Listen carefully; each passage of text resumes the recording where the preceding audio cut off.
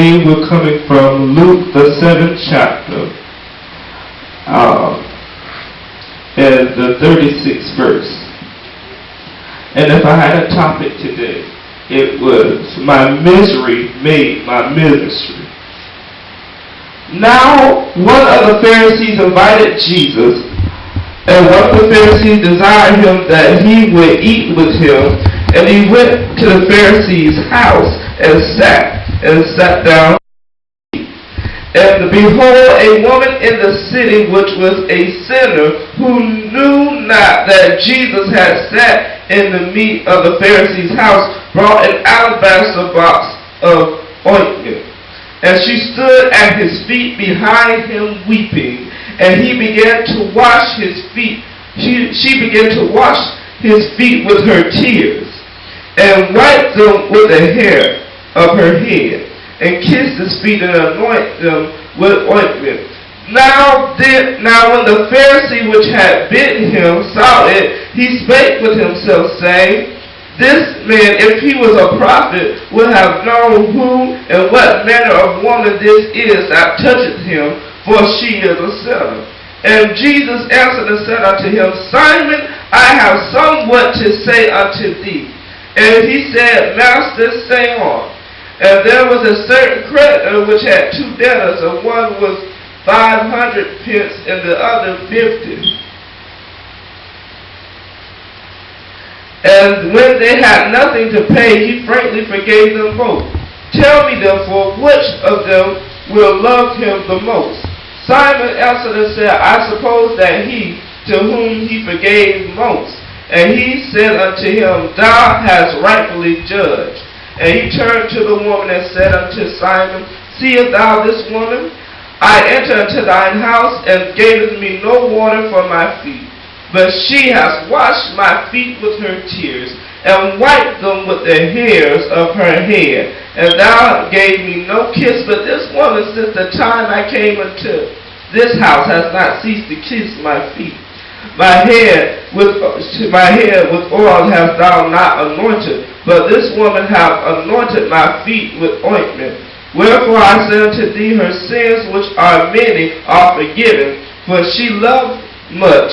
But whom little is forgiven, the same loveth little. And he said to her, Thy sins are forgiven. And they sat at meat with him to say within themselves, Who is he that forgiveth sins also? And he said unto the woman, Thy faith saved thee. Go in peace. My misery made my ministry. This was a woman that was not a stranger to nobody. This woman, she was a harlot. If you know the past of her, she was a harlot, she was caught in adultery, she was all this and that and the other. They said, now if he was a prophet, this is the church folk. Church folk always condemning folk. Now he said, if he was a prophet, he would have known that this was a no good woman. But how many know that God does not look on your outer appearance? God looks at your heart. God looks at you futuristically. God knew Peter was going to deny, but he was speaking to his what? Potential. He said, I know right now your name's Simon. I know you're shaking right now. But he said, I'm going to call you Petros, I'm going to call you Peter, which is translated Petros in the Greek, which means to be a rock. He said, after a while, if you keep on following me, you're going to be solid. See, that's just like us. The more we follow Jesus, the more we strive for Jesus, the more solid we're going to be. The more we're going to shut off these stuff. The more we're going to shut off these sins. Because I guarantee you, the more you follow Jesus, you cannot remain the same. It is impossible for you to remain the same if you follow Jesus. That's right. Amen. Praise the Lord. See, crowds going to decide me because I done got past that. I don't worry about who's here, who's not here. Amen. I preach like it's 1,000 in here. But look what it says here. And behold, a woman of the city, which was a sinner. She was at one of the saints' house. Notice that the sinner was up there worshiping Jesus. It was not the saint that was catering to Jesus. Because some of the saints, and with their self-righteous self, they done figure that they done got too high to where they can't serve.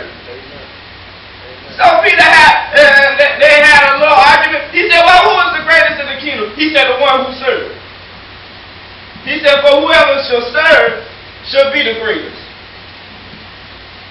He said, look what this woman did. The woman washed her feet, my feet with her tears. You didn't even offer me a glass of water. But this woman washed her feet with my tears. Come on now. This woman anointed me. And for you to criticize her, she came all this way because she know that I can ever get to Jesus. See, that's why the devil don't want you to get to Jesus. He knows if you can ever get to Jesus. My God, there's an anointing there. But see, I can imagine this woman. She said, you don't know what I went through to get here. She said, I had some disappointments in the box. I had some heartaches in the box. I had some depression in the box. I had some stress in the box. I had some bad relationships. Come on, somebody. I had some rape in the box. I've been molested in the box. You don't know what it took for me to get here before you try to judge me. She said, don't judge me. She said, because you don't know what it took for me to get here. She said, you don't know the tears that I cried to get here. See, people want your anointing, but they don't know the price you paid to get it. Your anointing, but they don't want to go through what you did through to get your anointing. The anointing don't come free, baby. I'm sorry to bust your bubble. The anointing does not come free. It comes with a price. Even Jesus, he had to go through in order to get to heaven. He had to go through. What we got to do? Go through. Your misery will become your ministry. He said, that's okay, daughter. Get up. I'm often reminded of that little song and the sisters would play. They said, little Sally Walker sitting in a saucer. Cry, Sally, cry. Driving tears from your weeping eye. And then they would say, rise, Sally, rise. And see, I'm reminded of that little game they would play with their hands. And sometimes you might be like Sally, you might have some crying days. Sometimes you may have some weeping days. How many know some old may endure tonight? How many know weeping may endure for a night? But joy comes in the morning. I heard Isaiah say it. Oh, you're going to feel the Holy Ghost now. I heard Isaiah say it in Isaiah 61 and 1. He said, for the Spirit of the Lord has anointed me. So you looking up and working out on this outer appearance, but you don't know that it's the anointing that dwells on the inside. You don't know that it's the anointing that breaks the yoke. You don't know that it's the anointing that destroys the yoke. Because you don't know what I went through to get to where I'm at now. So you can't judge me because you don't know what I went through. You don't know my struggle. You don't know my story. You don't know my pain. So you can't judge me. Come on here. I just didn't get this overnight. It came through a process. It came through me going through tests. It came through me going through trials. That's why Jesus said, for the joy that was set before him, he endured the cross because he seen us. Because he seen that we need a Savior. Because he seen that we need help.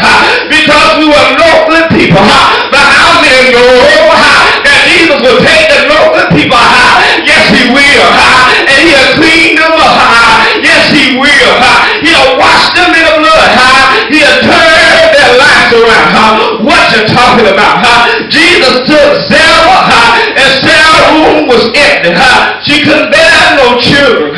Yes, she did. And he kept on. He said, you're going to have a child. But she said, Lord, I can't have a child. But I'm too old. I'm 99 years old. And Abraham just ain't getting up like he used to no more. Can I have a child? But when God has promised you something, baby, you can stand on it. When God has promised you something, baby, you can go through the tests. When God has promised you something, baby, you can go through the trials. Because I'm going to make it. If nobody else don't make it, I'm going to stand. If nobody else don't stand. Abraham, it was imputed unto him for righteousness. Why? Because he staggered not at the promises of God. He believed on God. Wait a minute, let me get somebody else. Enoch, yes, he did. He walked so close with God till he began to talk to God, and God began to talk to him. And God translated to him that he didn't even see death. Nehemiah started building the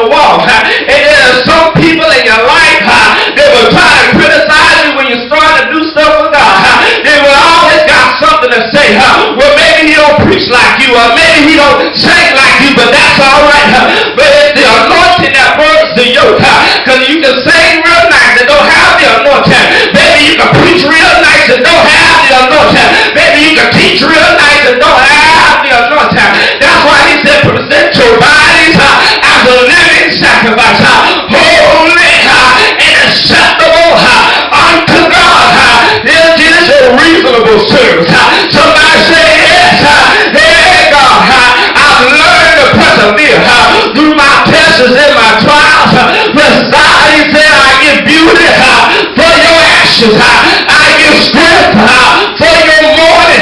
Yeah, you may be in a low place now. You may be like little Sally Walker, sitting in a spot.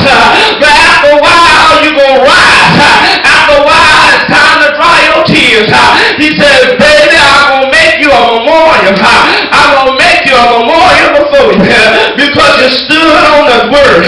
Because, yeah, you went through, but you persevered.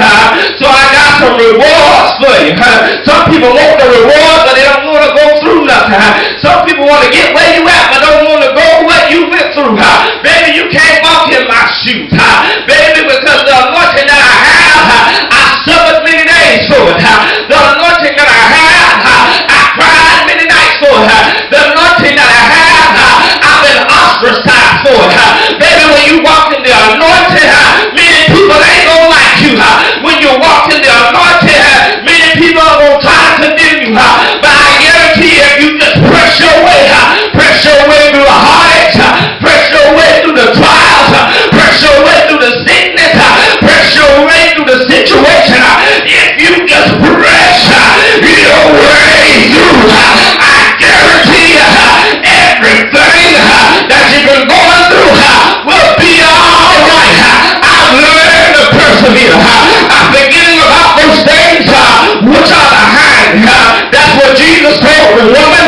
He said, forget about your past. Because long